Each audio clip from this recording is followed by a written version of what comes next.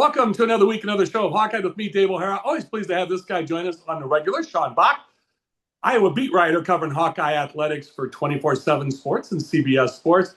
Sean, my friend, it is great to see you. Thanks for agreeing to join us for the first two segments on today's show. We're going to talk Hawkeye men's basketball and Hawkeye women's basketball. Hawks 8-4 right now in the Big Ten, 18-5 overall. The great news, Sean, is that Bennett Starks back-to-back co-Big Ten Player of the Week. But besides his great offense and setting career highs at 32 points and now at 36 points, Sean, they're playing great defense, highlighted by a guy you've talked about a lot on this program, especially in the last year, Cooper Koch. The guy is playing every position on defense, from guarding the threes, the fours, and the five positions, playing stellar defense. Yeah, I mean, without Cooper Koch on Sunday against Northwestern, I think Iowa has a really hard time of winning that game. And he was huge on Nick Martinelli, who was the leading scorer in college basketball coming into that game. And Martinelli still managed to get 20 points, but he really had to earn those 20 points. I think he hit about four threes, but he had a couple of free throws too. But he really struggled, kind of where his bread and butter is, which is those non-rim twos, the mid post, and being able to get some of those weird push shot floaters that he's able to really, he's kind of excelled at throughout his career. And Cooper was really able to manage him and really able to slow him down and really make him work for everything, be really physical. Kind of, I wouldn't say bullied him a little bit, but really made it tough for him to finish over the top because Martinelli's so good at, getting different angles, getting different shot angles off, and just being able to kind of maneuver his body in different ways and, really kind of finish over either shoulder, especially that, when he wants to go left because he is a lefty, just the way he's able to, score in different ways. And Cooper did a really good job of staying on him and making him really uncomfortable. And, like I said, 2 of 12 on non-rim twos, and those are really a high volume shot for him. And the fact that Cooper was really able to limit him to that, just kind of goes to show like where the performance of the game was. Now, obviously, Northwestern had some other guys that really, stepped up and made some big shots. It felt like every time Iowa was kind of pulling away, Northwestern was able to go on like a 5-0, 6-0 run to narrow the gap a little bit. So Iowa wasn't really able to step on their throats. But being able to tame Martinelli is the number one focus when you're going up against Northwestern because, outside of Sunday, they don't really have a lot of capable shot makers that can put up consistent points for you. So being able to tame Martinelli best that they could, Cooper did a really good job on him and, was really able to tame him and make him uncomfortable. John, it's interesting to note that, yes, out west has not been good, not just for Hawkeye football, but also men's basketball. And they went out and maybe not great teams, but they played some big games this year, Oregon and UW. And Hawks did very well and then came back home, protected home court against Northwestern. Now they go on the road as we record this on Tuesday afternoon, February 10th. Tomorrow they'll be at Maryland, and Iowa beat Maryland earlier this year in their first Big Ten game, beat them by almost 20 at Carver Hawkeye Arena. Now they go out to Maryland. Yes, I know that Maryland has injuries, and I don't want the Hawks looking ahead to Purdue back at Carver Hawkeye this weekend, but they've got to pay attention to each game, and we know how well the Hawks played at Purdue earlier this season and almost had Purdue and lost on the stretch against Purdue at Purdue. But Sean, playing Maryland, I know they got injuries, but Buzz Williams as the coach, longtime legendary coach in college basketball, Lord only knows what to expect. So the Hawks got to pay attention to detail. Go to Maryland, take care of business, and then come back home and hopefully get a big one against Purdue at Carver Hawkeye this weekend on Saturday. Yeah, remember the last road game before a ranked matchup at home was the Minnesota game, where I think a lot of people kind of assumed that Iowa was going to go into the barn and be able to win that game by double digits or what have you, because Maryland or Minnesota was shorthanded. Minnesota was able to seek out those matchups and make life really difficult for Iowa. Iowa had Bennett Starks with two fouls in the first half, and the offense wasn't really clicking. Defense wasn't able to get stops really consistently. Langston Reynolds was kind of able to do whatever he wanted. Minnesota did a really good job matchup hunting with him. And now you have kind of a similar situation as that, last game. And it's going to be interesting to see how they kind of come out and, if Iowa can come out and take care of business, because Maryland's got some guys who David Coit has had some of the most explosive performances of any of any guard in the Big Ten or anyone in the Big Ten really. And he really his impact and his production is really an important part of if Maryland can, stay in games or end up getting blown out because he's had some big time showings in some of Maryland's only Big Ten wins this season. I think he had 43 against Penn State, and then he had 29 this past weekend against Minnesota. And he's their best at being able to create off the bounce, being really shifty with the handle. And that's going to be a tough cover for Iowa. And they have a couple of other guys too, and Darius Adams and Andre Mills, two pretty good young slashers at the combo guard spots that are kind of lanky and a little dangly. I know Adams is, but he was a five-star recruit for a reason. A pretty highly sought after guy. And those guys really want to get downhill and attack, and they really want to know, or they really want to get those guys in ball screens, get those guys in isolation situations, and force defenses to foul. And that's something that Iowa's had a little bit of issues with throughout the Big Ten slate. Obviously, against Maryland in the last meeting, that was a lot of Payne. I think Payne shot 18 free throws or something like that, 9 of 18 from the free throw line. And I think there was a story that Buzz Williams said where he went up to one of the refs after the game or later in the game was like, dude, stop calling some of these touch fouls. Like, let's relax on this. I'm not expecting that to happen again. But that was something that McCollum really said is going to be a focus for them is making sure to defend without fouling on these drives and keeping Maryland off the offensive glass because they make their fair share of hustle plays and finding a way to contain Coit too because he can be really really talented in ball screens, really explosive in ball screens, and is able to kind of shoot the three wherever. And he's really good off the bounce too. I think he's making like 40% of his threes off the bounce, and most of his threes are off the bounce too. So they have to be able to find a way to stop him. And if you can contain those three guys and prevent Maryland from getting some of those points off hustle plays, they should be in a pretty good spot. But you can't think too far ahead of Purdue or far ahead of this game because Maryland can make things interesting for you. Yeah, and by the time most of our viewers see this show, both games will have been played with Maryland on Wednesday and then, of course, Purdue on Saturday as we record this on Tuesday afternoon, February 10th. And Sean, when we talk about injuries for Maryland, Payne is the one guy we talk about won't be in this game, but still the same. You mentioned they've got weapons. Now, when you talk about Purdue and you take a look, Iowa is just outside the top AP top 25 receiving votes, and they're 27th if you took it out past the top 25. So they're near the top 25 in the coaches poll. They are in the top 25. So you take a look at the Hawks and Ken Palm, they're in the top 20, so they're doing very well. But you take a look at Purdue, they're going to be at or near at the end of it all, at or near the top of the Big Ten as the regular season plays out. I don't want to get too far ahead of the schedule here, so I'm just going to stay with these two upcoming games, Maryland and Purdue. And then when I record next week's show, we'll talk about the upcoming schedule. But Sean, you take a look at what they've got upcoming with Purdue. They seem to always be there. Yeah, they've lost a few games here and there, touch games. They've won some close games.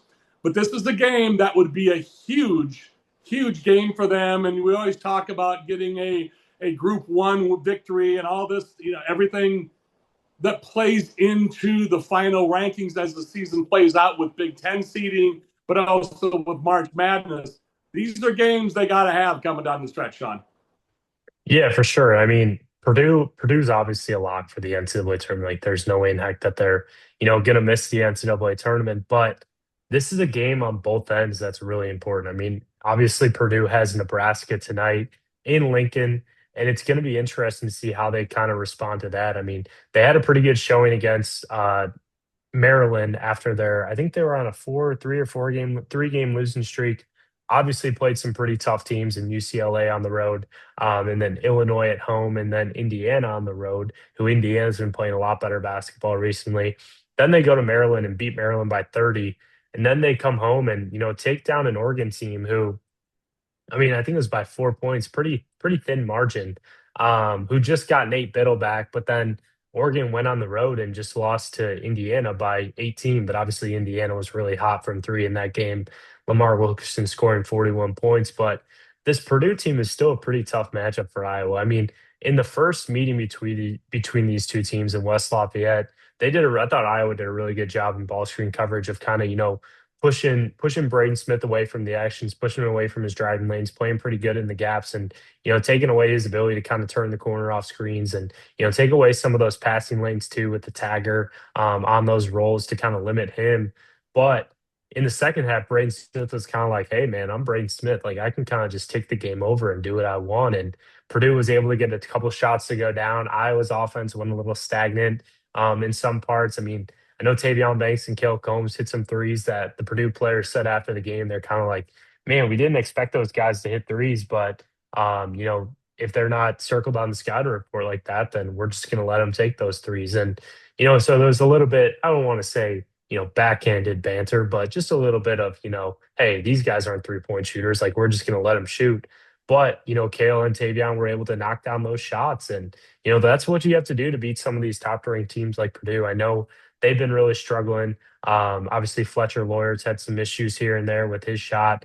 A couple of other guys have kind of been, up and down. Trey Kaufman, Ren, Braden Smith has had some games here and there where he's been dicey. But yeah, this is going to be one for Iowa that I'm not saying it's a must win, but it would be a very, very strong, solidifying win and a good confidence boost going into the next stretch of games. Very well done, Sean, as always. There he is, folks. Sean Bock, beat writer covering the Iowa Hawkeyes athletics for 24/7 Sports, CBS Sports. Sean is kind enough to join us for the second segment as well. We'll talk Hawkeye women's basketball as we just talked Hawkeye men's basketball. I'm Dave O'Hara with Hawkeye. We'll be back with more in just a few moments. Hawkeye is brought to you by BettorEdge, your ultimate social betting marketplace. With no VIG, you're bound to win more on every bet on BettorEdge.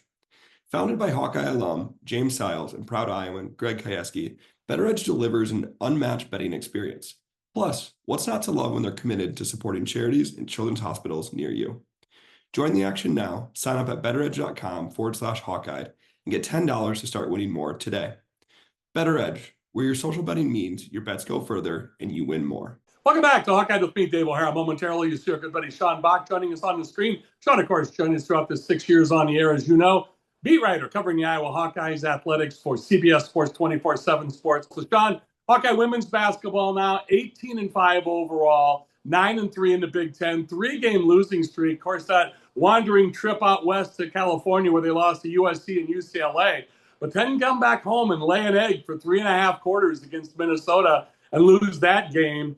When your offense is so predicated around your post players in Stolke and Hayden, that's really going to, teams are really going to focus in on that. And teams are going to pay a lot of attention to those two and really kind of crowd the paint a bit, which, closes up driving lanes and forces you to take some of those, potentially non-rim twos and those threes as well. And Iowa, I think, is shooting like 23% or 28% on catch and shoot threes in the last 3 games. And, that's where they really miss a presence like Taylor McCabe. And I know Taylor McCabe wasn't much of a threat to put the ball on the floor, but man, just her presence and spacing, like, just opened up so many more avenues for Iowa on the offensive end. And she was also a better defender than I think she gets credit for.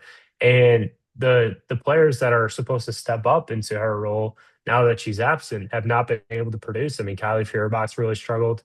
Addie Deal's really struggled too, to provide any real scoring. And, Journey Houston's been a great, boost, but she doesn't give you much from a perimeter standpoint. I know she has hit like 1 or 2 threes during this stretch of games, but she's not really known as a floor spacer, more of kind of that, small ball three who, can compete, make those hustle plays, hit the mid range, get those shots and dives around the rim.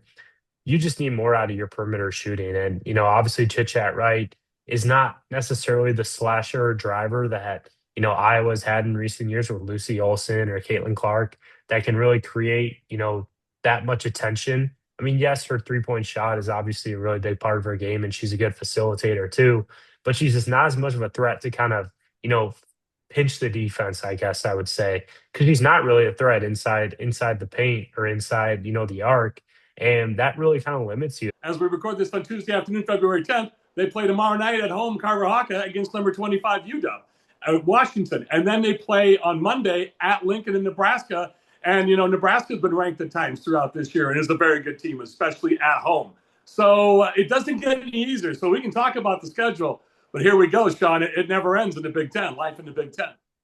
Yeah, no, it doesn't end. And, Washington they don't shoot a lot of threes, but they make a decent amount of their threes. I think they're, not super high in 3-point rate, but they're making like 37 or 36% of their 3-point attempts and can, really shoot the three. And they keep teams off the free throw line as well. And, kind of just play at a slower pace too. So that can really frustrate this Iowa team at times if Washington's able to shoot the three. I mean, looking at the stats right now, Washington shot 33 threes against Wisconsin, hit 13 of them, made 10 threes against Maryland, 10 threes against Rutgers, and all three of those games being wins. So they're really capable, potential pretty good 3-point shooting team, and they have a couple of really big threats from the perimeter as well, and number of drivers as well that are pretty good in the backcourt, and Savia Sellers and Avery Howell. So yeah, it's going to be another matchup, I think, kind of similar to that, similar to the Minnesota game, I think. I mean, they don't have the Grace Hawkeyes, so there's not like a deadly 3-point shooter like her. But as we saw against Minnesota, Braun was really able to step up and hit a couple of threes too. So you never know where it's going to come from. I think Braun came into that game like 30% for your 3-point shooter or something. But yeah, it's gonna be a big matchup for Iowa. I think too from a confidence standpoint, just kind of getting right. Because yeah, it's a tough stretch coming up, but it's also a very winnable stretch. I think Nebraska's had, their ups and downs throughout the year. Obviously a really good team at home. They almost, didn't necessarily beat Iowa at home or in Iowa City, but it took Iowa later in the game to kind of pull away. This UW game tomorrow night, University of Washington, is a big game at Carver Hawkeye Arena. And then, as you mentioned, on January 1st to start the new year off, the Hawks won at Carver Hawkeye against Nebraska by 10, 86-76. As you mentioned, Hawks went down the stretch, but at that time, Nebraska was ranked number 20. So as I mentioned, they've been out of the top 25 all year long. So no game is an easy game, as we know, Sean, in the Big Ten. Thank you so much. It's always great to see you, and we'll catch up with you in a couple weeks. Yeah, thank you, Dave, for having me as always. Truly my pleasure. You're welcome, and thank you. So for Sean Bock, who is a beat writer covering the Iowa Hawkeyes for 24/7 Sports, CBS Sports, I'm Dave O'Hara with Hawkeye. Stay tuned as we close out the show in our third and final segment with my production partners at BettorEdge and BettorEdge.com, James Seils, and our sports betting segment. Back with more Hawkeye in just a few moments.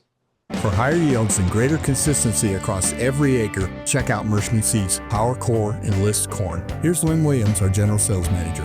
Merschman Seed's Power Core Enlist corn growers are talking about high yield potential and consistency across their acres. And that comes from brand new high yield germplasm combined with the Power Core herbicide trait package engineered to boost performance and put more bushels in your hopper at harvest. Contact your local Merschman Seeds dealer today and ask them about Power Core Enlist Corn from Merschman Seeds, your friend in the field. Welcome back to Hawkeye with me, Dave O'Hara. Pleased to have this next guy joining us. He's my buddy James Seils. James, of course, is with BettorEdge at BettorEdge and BettorEdge.com. He, of course, is business partner along with my production partners at BettorEdge and BettorEdge.com. Greg Kajewski. So, James, my friend, good to see you. First time in the new year, so a happy belated new year to you. You guys in the prediction markets are crushing it. Sports betting in general, big time, especially after the Super Bowl, but you got March Madness coming up.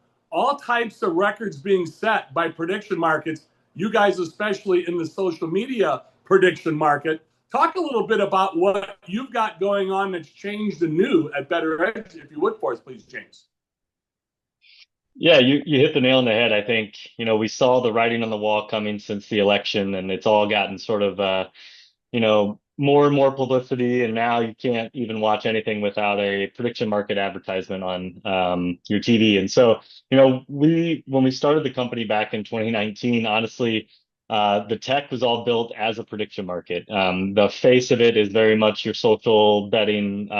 You can bet whoever you want, but at the end of the day, the underlying tech is, it's prices exchange across people that are betting on each side of the platform. And so we're embracing it. Our UX updates that we've launched recently are very prediction market focused. We're still embracing the traditional sports betting ways too. So when you log into the app now, you can sort of pick your path. You can decide to, be the traditional sportsbook model where you see the grids and the prices everywhere, or you can go the new trendy prediction market model where the prices are, 1 cent to $1 and you trade on and off throughout that. But the underlying tech's still the same. You can still bet each other directly, which is very unique compared to if you try to go on one of the big prediction markets. You're adhering to competing against bots and other AI tools that people can create and go on their APIs and stuff like that. On ours, you're still betting against Dave, you're still betting against Greg, and so it's a much more social field than what you see out there on the new models and the new prediction markets. And let's never forget to highlight, and thank you for that, by the way, never forget to highlight no juice, no house, no vig, no tax. That 10, 11% all stays with the bettors, doesn't it, James? Yeah, absolutely. And it's interesting too, as you look at the industry and what's coming up with these prediction markets, you know, there's no vig or juice with them either, but you have to be careful about where they're charging you fees and stuff like that when you execute trades. And it's very similar to the Robin Hoods of the world. You know, they come out and they say zero commission trades, you know, you're saving money, but how are they actually flowing your orders in the back end? And are you really saving money, or are you actually just competing against whales where over the long term you're losing money? And so there's an interesting way around there, but yeah, ours is all very transparent. You come in, there's no vig, you know exactly what's going in, you know exactly what's coming out, and we show you all of that in your analytics and history and fun stuff like that. One other huge difference, you can bet on individual prop bets in the state of Iowa with your prediction market or your social market or social media betting, which is like Bennett Sturz, for example. Career highs the last 2 games. You're a University of Iowa alum, so you're loving this. But James, you can't on a traditional sportsbook sports app bet on individual props. An over-under, for example, with Bennett Sturz, over-under 30. With your app, the social marketing aspect of it, or the social betting, and also you take a look at, as you mentioned with prediction markets, you can do that, can't you? Yeah, absolutely. And you're going to want to bet the over if Iowa's going to win against Nebraska when they come into the house upcoming here. So I'm excited for that game. I'm excited for this team and what Ben McCullum has done. It's been awesome. I think I saw a stat the other day, Dave, where I think since 2002, every national champion except one has been in the top 25 Ken Pom of defense and offensive sides of the ball, and Iowa's one of the 15 teams that's in there. And so, you know, I'm excited for the team. I think we hit a rough stretch there a little bit earlier, but it's really cool to see us actually go on the West Coast and perform well. It's not something we've done traditionally well in basketball or football, and so it's been nice to see that with this team. And I think that's awesome because, you know, it just goes to show you what defense does. Defense travels. You can win on the road with defense. It's hard to hit, you know, all those threes that we were hitting with Fran on the road that we had hit at home, and you kind of seeing that come in fruition right now. So it's exciting. I'm excited for the team, but yeah, I'm all in on Bennett over on these big games, especially coming down the wire. And yeah, you can get in there and you can do that, and you don't have to bet the market. You can bet your buddy in Lincoln that Bennett's going to go over 30, and it's just between you two. You don't have to actually go out to the market, and so that's kind of a neat feature of ours. I love it. And not disparaging coaches prior to Ben McCollum, but to your exact point, James, you as a Hawkeye alum, me as a lifetime Hawkeye fan, as well as you and many of our viewers, when's the last time you said the word defense in Hawkeye men's basketball? And that's kind of the fly in the ointment right now with Hawkeye women got to shore up that defense. So that's the operative word. And we haven't said that in a number of years with the Hawkeyes, have we?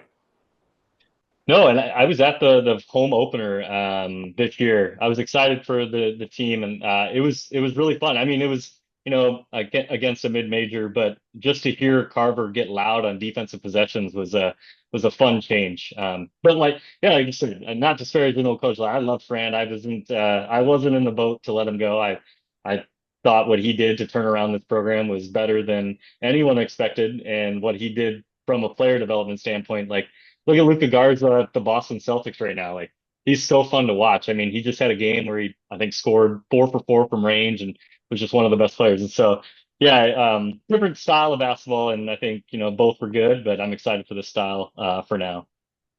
Yeah, player development was the key with Fran. And as you and many of the viewers have heard me on previous shows over the years, as well as in these previous 2 segments before you today with Sean Bock, I've talked about Hawkeye defense and talked about Fran McCaffrey and a great job with player development he's done. And you mentioned Garza with the Celtics, how great that's been going. But we got to get Keegan Murray healthy so he can start playing well for the Kings again. And then we'll be talking NBA again here. But James, it is always great to see you. I know you're coming off a huge Super Bowl weekend and record setting. You at BettorEdge and BettorEdge.com, you and your partner, Greg Kajewski, and my production partners, you and Greg.